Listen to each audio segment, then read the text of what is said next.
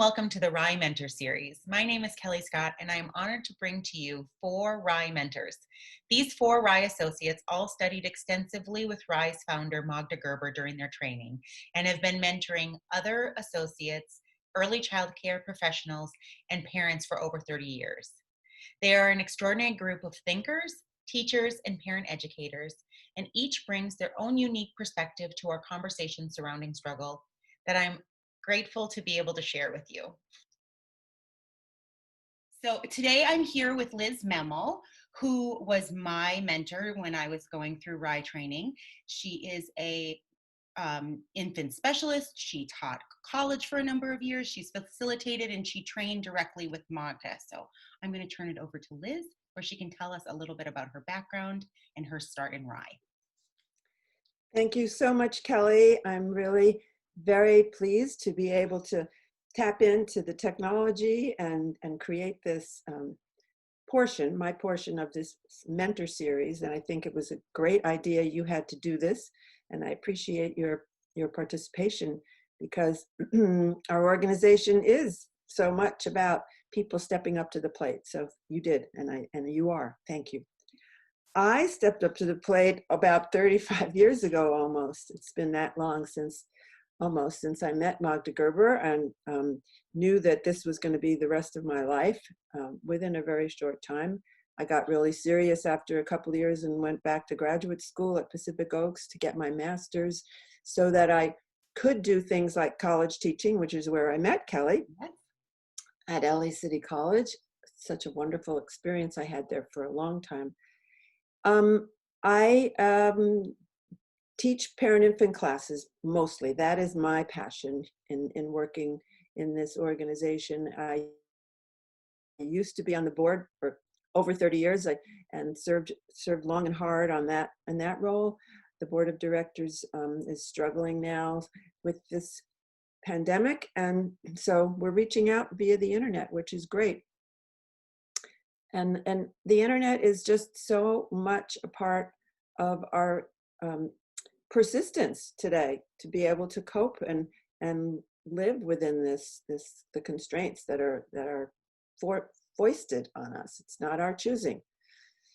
So one of the questions that I'm curious about is if there's any aspect of RIE that has changed over your time in RIE, if there was something that you think is really important now that maybe you hadn't thought was as important before, or if any of that is kind of shifted over time.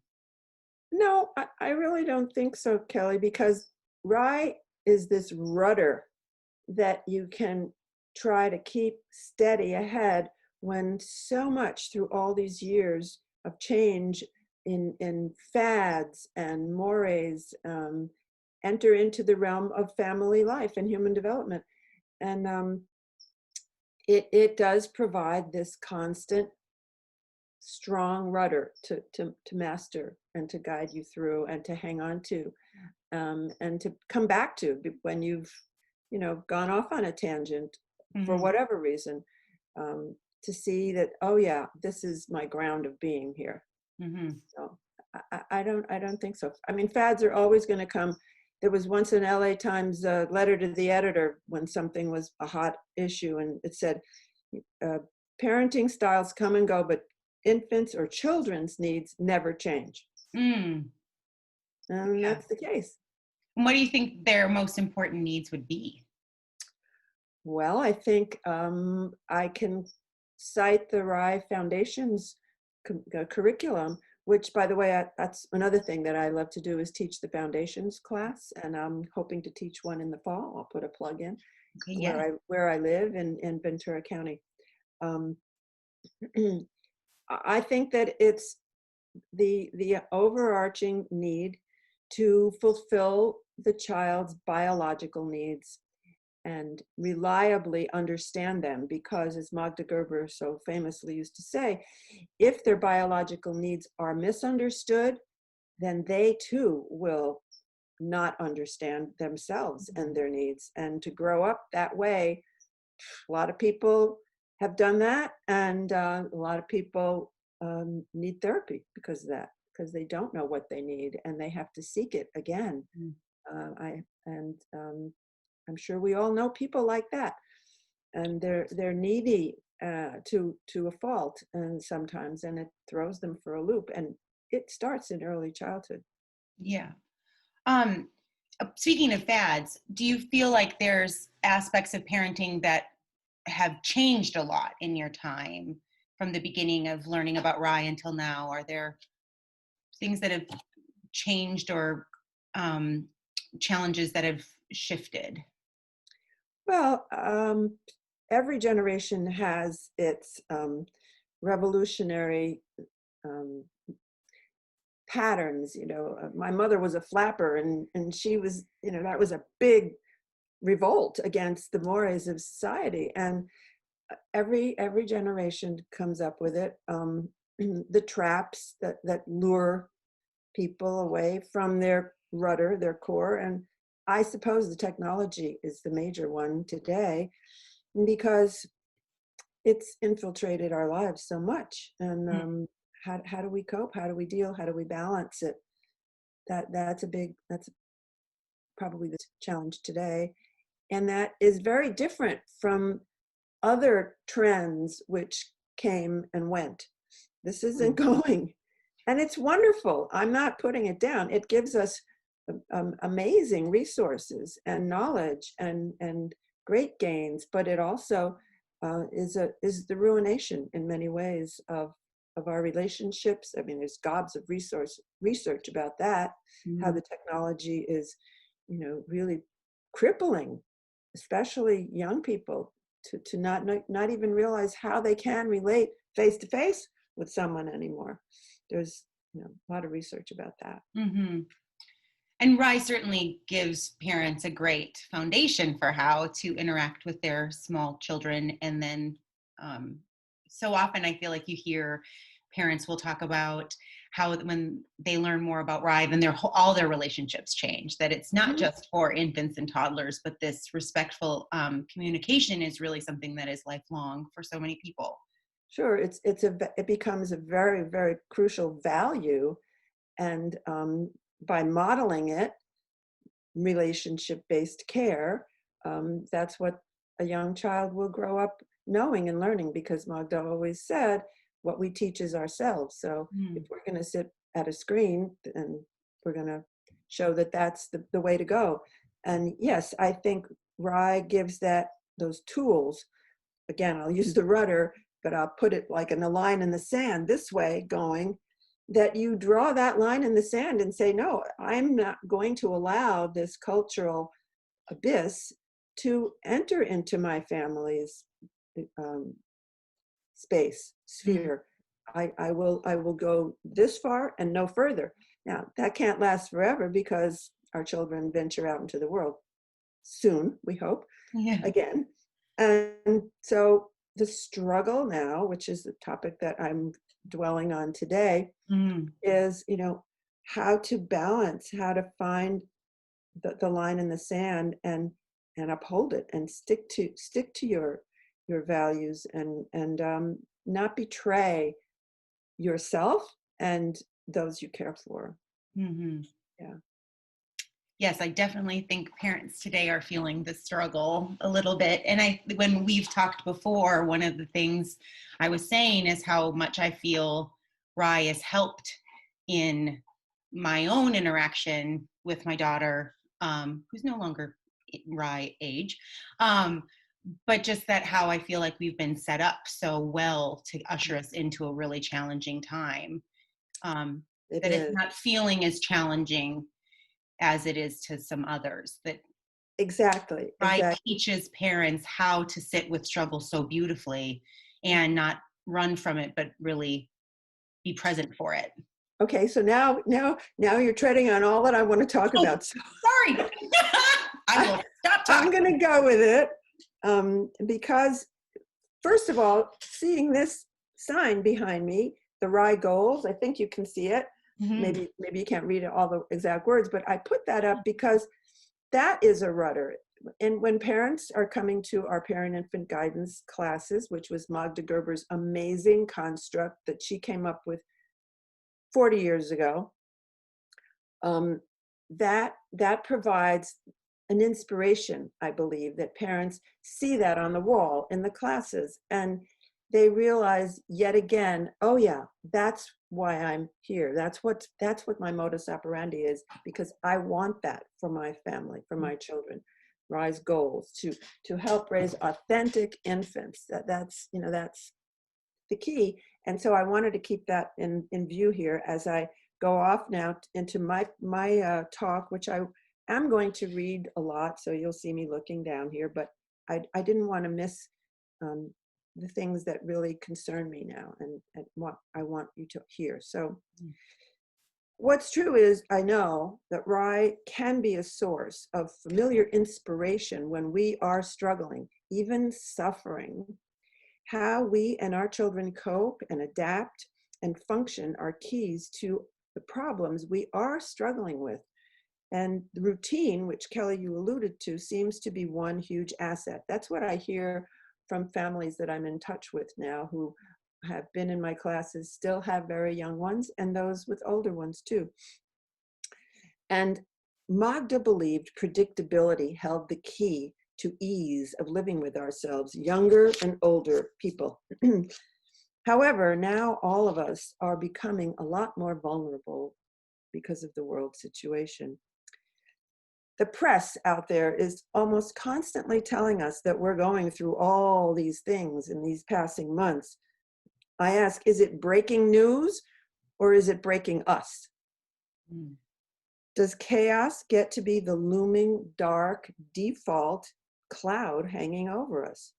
Where is there room to choose optimism?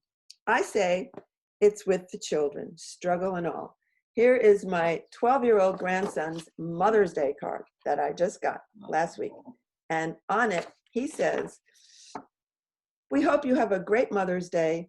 We can't wait to see you when this is all over." How's that for optimism? That's my grandson, Shane. So I've asked some former families in my classes to describe how this sheltering is going for them, and I got glimpses of the following. Children alone or with siblings, digging in gardens, imaginary narrations just flowing, charming, both calm and sometimes really dynamic, solitary, self-expressive creativity running free and clear.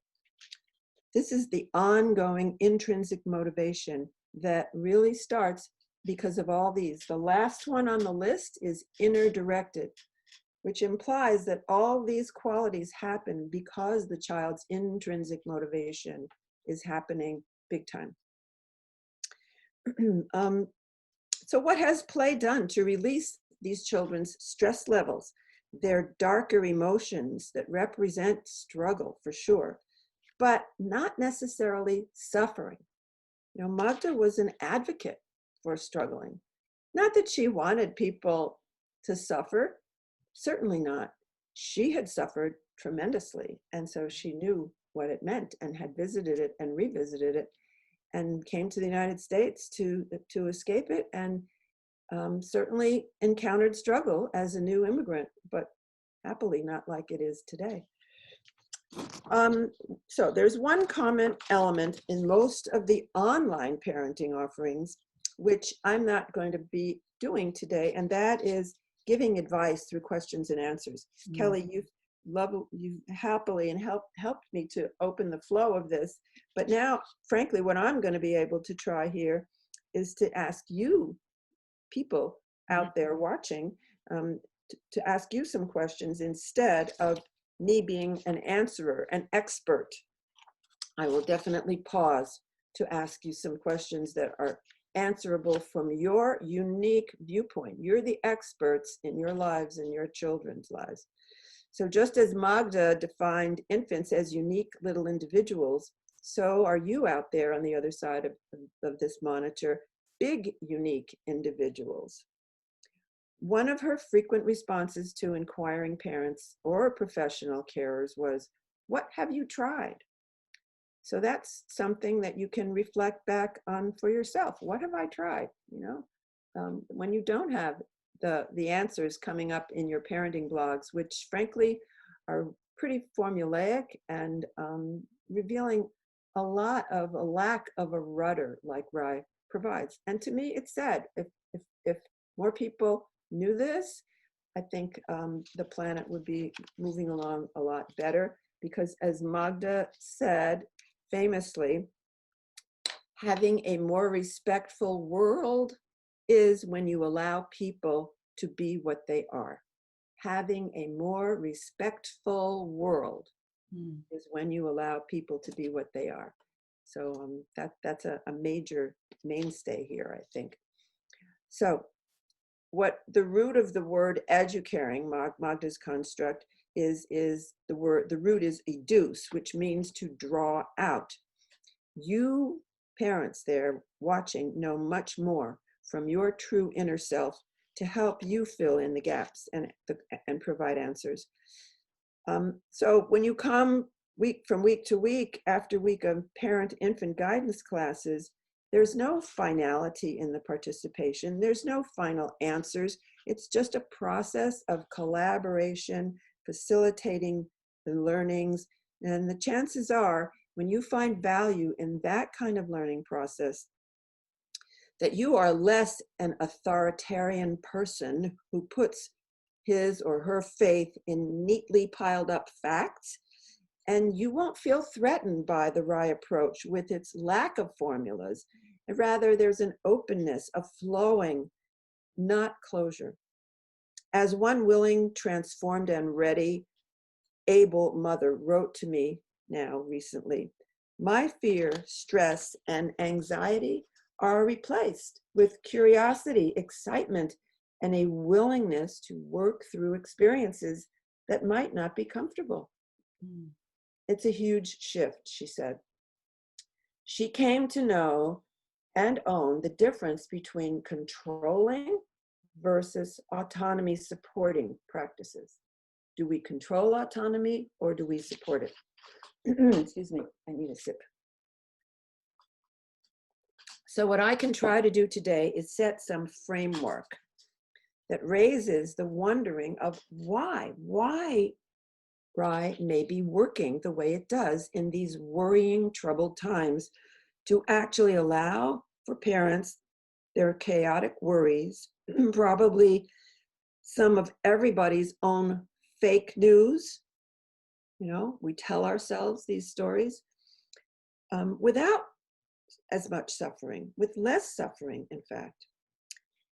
Rooted in Magda's views in both progressive and holistic conceptions of childhood, there is vastly strengthening framework that can inform families facing our collective crisis, with a caveat that differing socioeconomic strata of our society includes a vast variety of horribly overwhelming and unimaginable challenges today.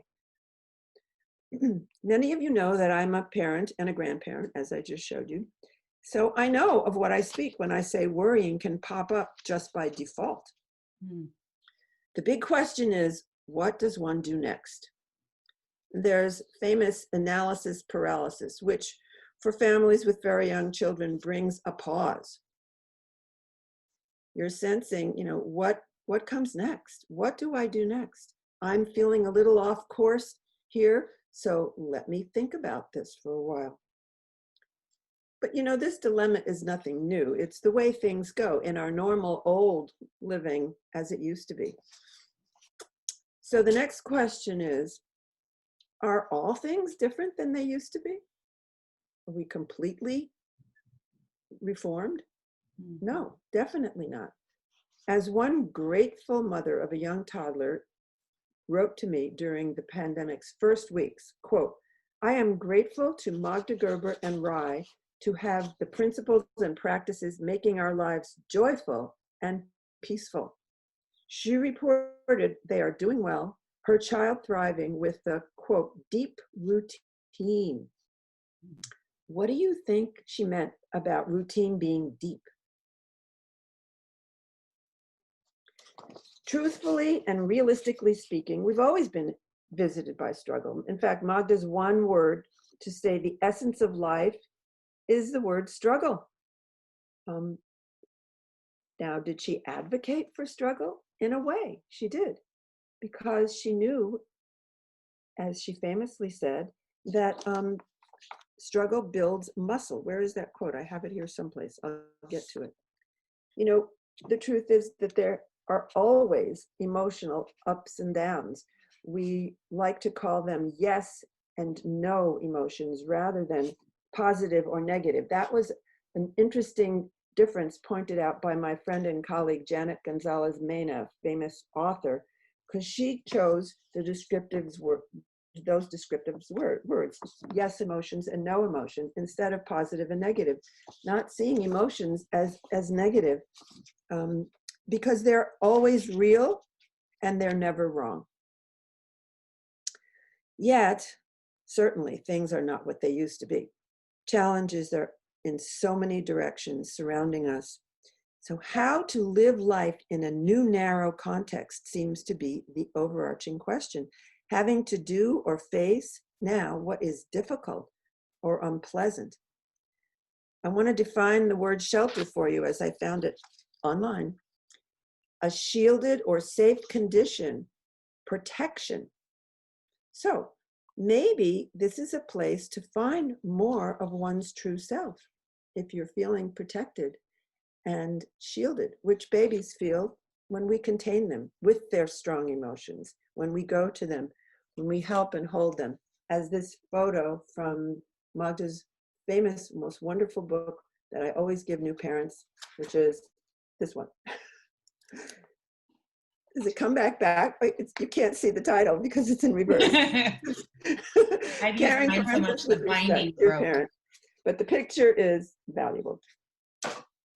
So, have you been finding more of one's true self, your true self? I have to ask you that because this is an opportunity as well. No doubt many families actually feel sheltered from the awfulness of reality. I want to quote Alfie Kohn, who's a favorite author of mine, and in his book, The Myth of the Spoiled Child. What best prepares children to deal with the challenges of the real world is to experience success and joy, to feel supported and respected, to receive guidance and unconditional care, and the chance to have some say about what happens to them. Most of all, positive emotional experiences, well, he used the word positive, I'll say yes, give the kids confidence and psychological stability to weather the bad stuff. That's what all the research about effective parenting teaches us. This is still his quote. Loved, empowered kids are in the best position to deal constructively with unloving, disempowering circumstances. So disempowering, man, that is the case. Our limits are abounding. Our freedom is very, very restricted. So if we adults can continue to try to be our best, not the best, as we go about caring, empowering, loving, maintaining, and sustaining with our families that continue to grow, since development happens continuously, no matter what are the circumstances, right? Yet it's undeniable, we all sometimes feel really badly. Does something have to change now in order for you to be okay, is what I want to ask you. Maybe many of us have circumstances not as dire as others we know or read about, yet we still can have feelings of doubt or even shame. What exactly might be the issue? Is it that we feel so responsible for so much? Who are you to your child? I want you to think about. Are you someone to cling to? We all find ourselves in predicaments. There's no doubt about it. When my first grandchild was born, my son, her father, asked me as we waited for her arrival, "Mom, you're going to be a grandmother now? You're my mother and you're a professional. How are you going to do all that?" So here's how we can do all that. Number one, acknowledge the limits of your role, which is very difficult for a parent and a grandparent to do. It spells relief from unnecessary burdens of responsibility. That's a quote from an author that Magda Gerber really admired, Dr. William Sammons, an expert in self-calming and self-esteem, because he asked parents to consider their goals as parents. Is it autonomy? Do you want your child to grow autonomously? His book, Your Self-Calm Baby, notes how that goal evolves, and it depends on one's view of childhood, which Magda often said, how we care for babies depends on how we see them. The second thing is myth busting with RIE, which says parents are not 100% responsible for their children's happiness. On this list, the word happy isn't even up there. It's not there, right? Because if one buys that myth, which is too awesome for anyone to live up to, one probably meets failure. 3, instead, let's turn to define invaluable ways to foster a child's sense of autonomy and independence within a secure and trustworthy relationship in which the child is able to develop a sense of himself as a separate person and assert his separateness by doing things for himself. That's a quote from Magda. Picture in your mind a hungry 9-month-old trying to hold a spoon and get some food from the dish. Maybe, but when co-regulated one-to-one with the educaring frame, that will happen. The adult is there to mitigate so the food gets eaten. And of course, for young babies, that hunger is an actual pain. It hurts. So they are struggling in their struggle, and they're also feeling discomfort to a great extent. So their struggle has a lot deeper and more meaning. And what we do is teach them that the world will provide, that their inner needs will get met because the world is trustworthy. And that's the famous crisis that Erik Erikson, an important theorist that Magda really revered, contributes to this philosophy. Or recall another instance of an infant rolling a ball away and it ends up under a ledge. There's a wonder, will I get that back? Autonomy and problem solving come from self-initiated exploration and the play that does begin at birth. Struggle is instructive. Here's a quote from a book called Trauma Proofing Your Kids by PhD Peter Levine. Resilient children tend to be courageous. They are in touch with their feelings, expressing and communicating them in age-appropriate ways. And most important, when bad things happen, they have a wondrous capacity, when supported, I will add, to breeze through them. They are the curious, contented, and lively children we wish we were. Babies are drawn to struggle. Here's this ball. It's gotten away from me.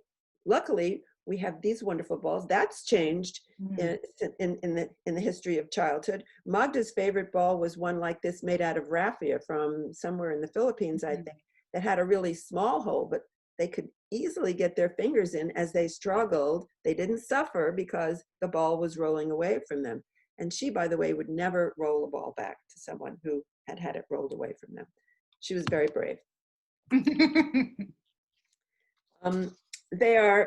Babies are continually challenging themselves with new and harder tasks, building skills and solving problems.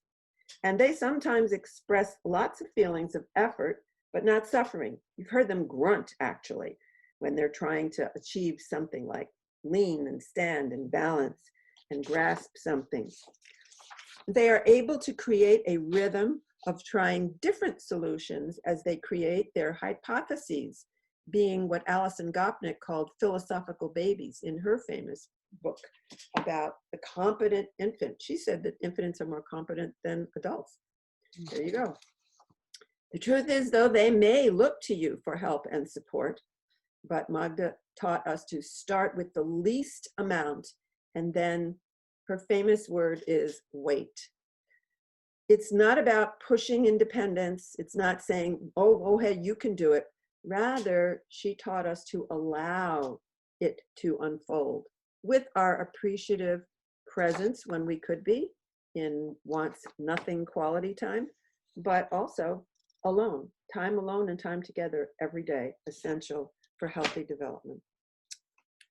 So, Kelly, you didn't ask me what my favorite principle was yet. Oh, You want to do that? But yes, I do. you do want to do that. Go ahead. I do want to do that. What is your favorite principle of RIE? I don't know. I Oh. can't really answer that.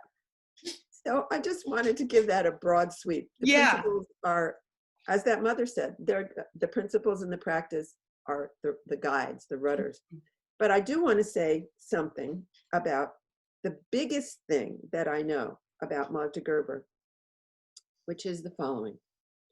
Offering a simple framework which adults can turn to in many situations, she passionately believed in the capacity of her educaring approach to encourage and support parents and caregivers to live with common sense raising children, not overlooking the reality of a young child's day-to-day authentic growing needs in all developmental areas. So that's what I believe is the biggest thing I know about her.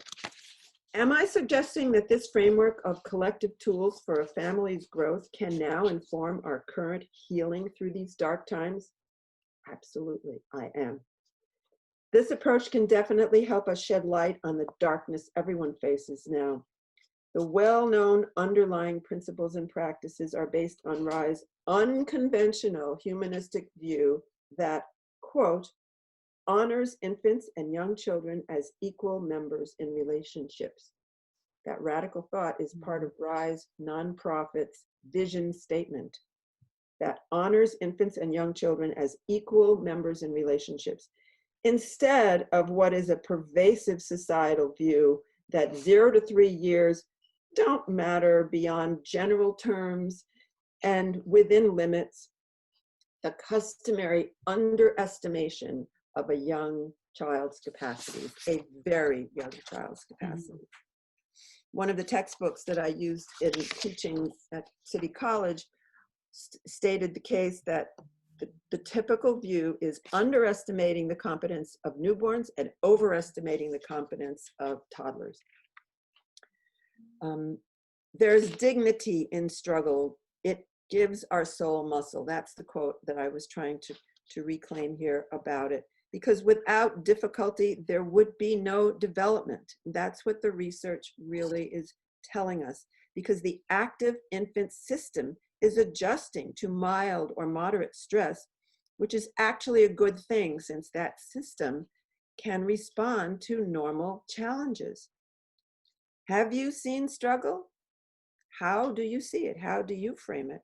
That's a basic question to be asking yourself.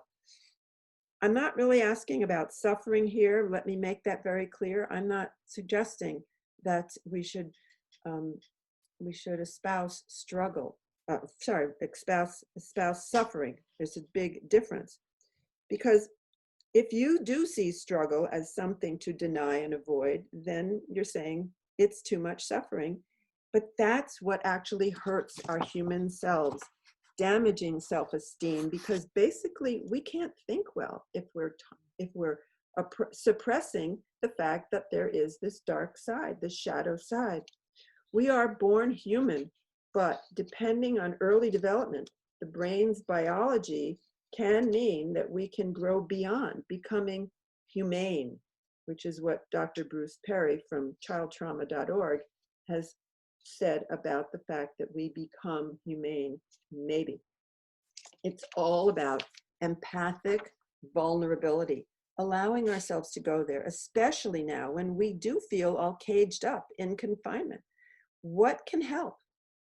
Magda's quote, which is one of her most prominent, is the following: when we help a child to feel secure, feel appreciated, feel that somebody is deeply, truly interested in me by the way we just look, the way we just listen. We influence that child's whole personality, the way that child sees life.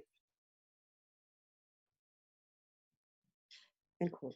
I'm wondering what that's doing for the way we adults see life in this process now of helping our children understand and cope and adapt and providing for them the environment. I think, how are we doing on time? Let's see. I think we're at 10:30, like 10:35. We've got Okay. I see that there's the possibility to offer some, what I'm calling 10 big struggling guideposts, not rules.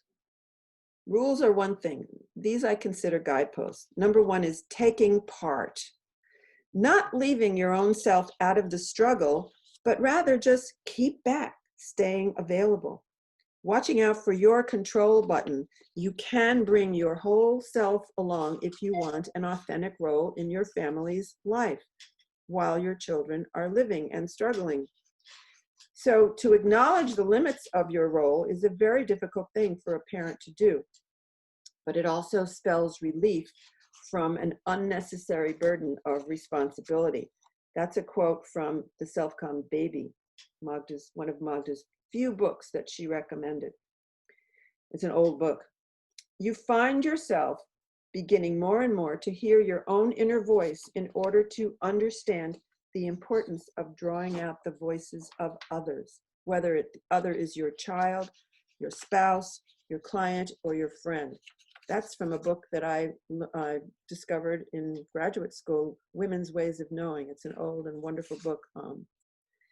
The second guidepost is paying attention.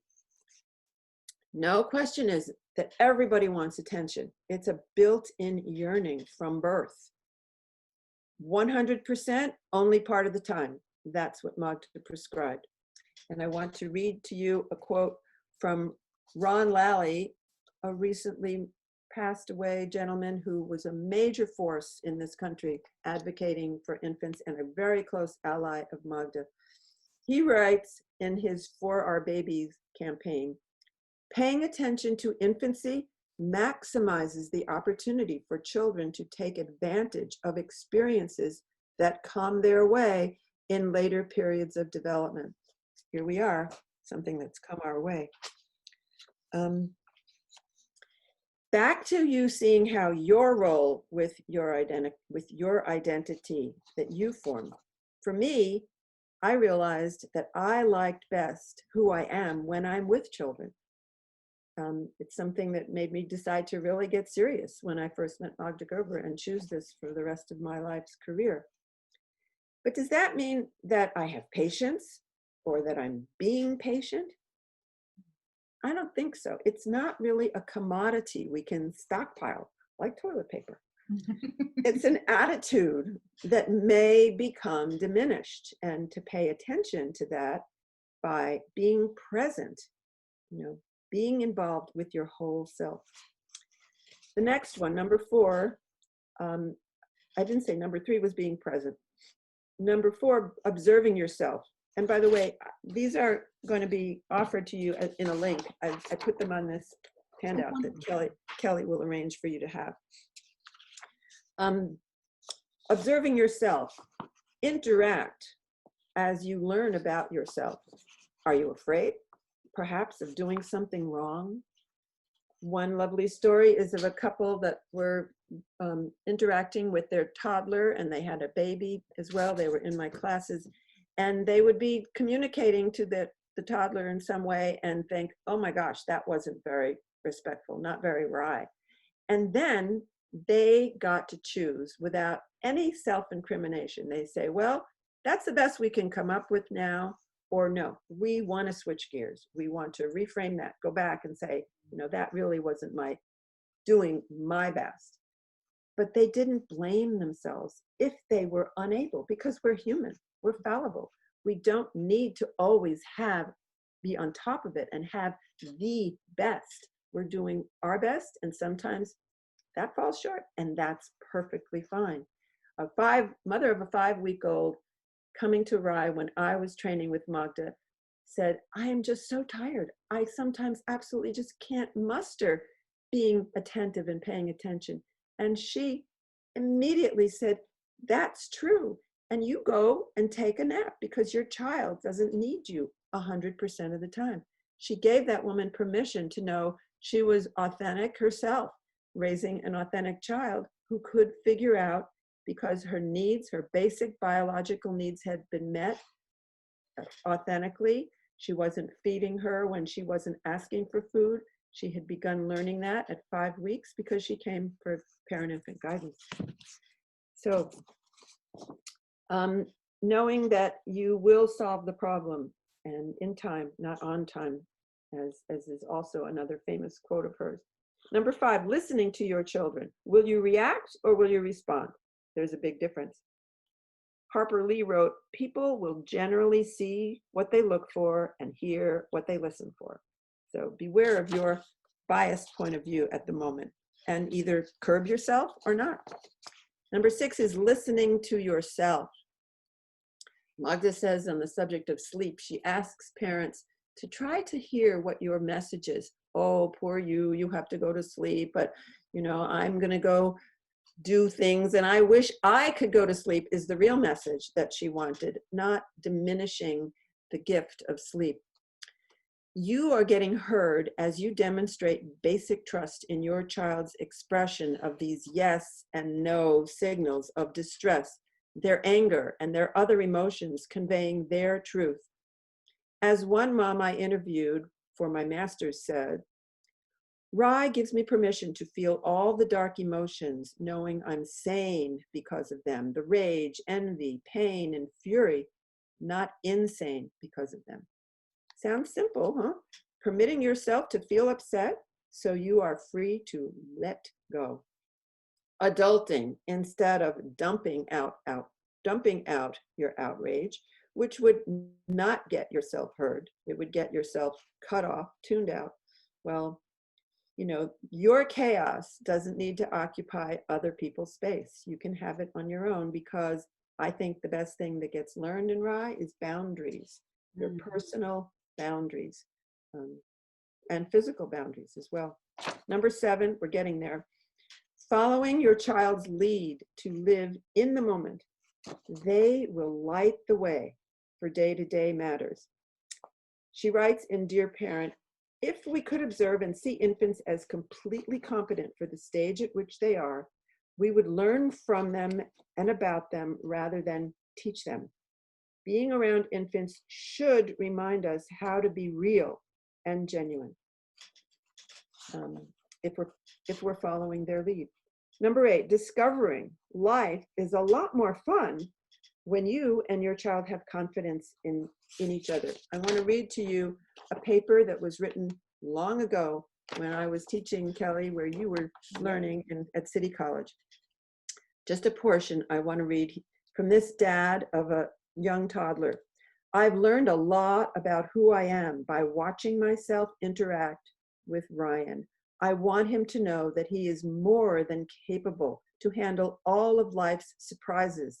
Everyone wants that for their children. But as I watched myself, I saw that I was letting what I wanted for him overwhelming what he wants for himself. This was a 3-week free program at City College that I got funded from a family that had been in the program. And it worked wonders because it was what Magda says to do. Observe, observe, and observe. I have to say that I have felt hesitation when a parent newly attending parent-infant classes tells me how she helps her upset toddler by talking it through with the child. That's not it. That lacks openness, and it uses more control, not less. Alfie Kohn, again, values what he calls working with as an approach to raising children, as opposed to doing to approach. There's a big difference, which relies on control and is associated with lower levels of intrinsic motivation and much poorer self-regulation. Magda wrote in the introduction to her famous book, Your Self-Confident Baby, quote, "By trying to understand your child's point of view from infancy, there is a greater likelihood you will continue doing this throughout your life." So you, Kelly, with 5-year-old child, based on observation and empathy. Observing your child carefully helps you tune into her individual rhythm and understand her unique needs. The RIE approach helps you experience more confidence and joy with your baby. She believed in her approach, didn't she? Your self-confident teacher. Number 9, allowing self-initiative for the learning of new skills. Infants and toddlers will learn, again, the same book, quote, in time, not on time. And real care is to allow the time, have the patience, and encourage even the youngest baby to do whatever she's capable of doing, therefore wanting to do for herself. Whatever your child needs to know, she will learn at any given stage. What assurance, what confidence. The last one, overarching, staying slowly for caregiving tasks, curiously open to letting your baby show you what you don't know. If there's one thing currently on our hands, it's more time, right? So slowing down can serve very well. As Magda often said, if you think you're going slowly, go more slowly. Observe the child's activity during the care situation. Magda's mentor, colleague, and friend, Dr. Emmy Pickler, famously asked parents, what can your baby already do? Can you put aside what you do know and, quote, unbusy our minds and unbusy our bodies, as our genius teacher, Magda Gerber, powerfully put it. Unbusy your mind, unbusy your body. Create predictable time and space for undivided attention, a desire for knowledge of who is this baby here, and seeking ways that you can balance healthy, fulfilling independencies, dependencies, and beneficial interdependencies in order to build secure attachment patterns of behavior for both child and parent. So infants' autonomy and independence are part of an infant's nature. Educaring fosters our lifelong basic sense of living, either connected or separated from others, which we certainly are. Both important today in a world where people have to try and make connections with so many constraints. Through all the years of my work, I've been so privileged to experience connecting with some older children who have been raised with the RIE approach. What is absolutely apparent is how present they are, ready to connect, respond, regard those in their presence. I feel seen and heard and equally present in their life in those moments of life-affirming optimism. So I want to thank you all, and thank you, Shane, my grandson. Last of all, I will ask what Magda often asked at the end of a RIE parent-infant class session to the adults in the room. What will you do just for yourself this week? Because the next week she'd see them again. So today I hope you, parents and professionals, will do that, being safe and strong moving forward. Thank you. Thank you.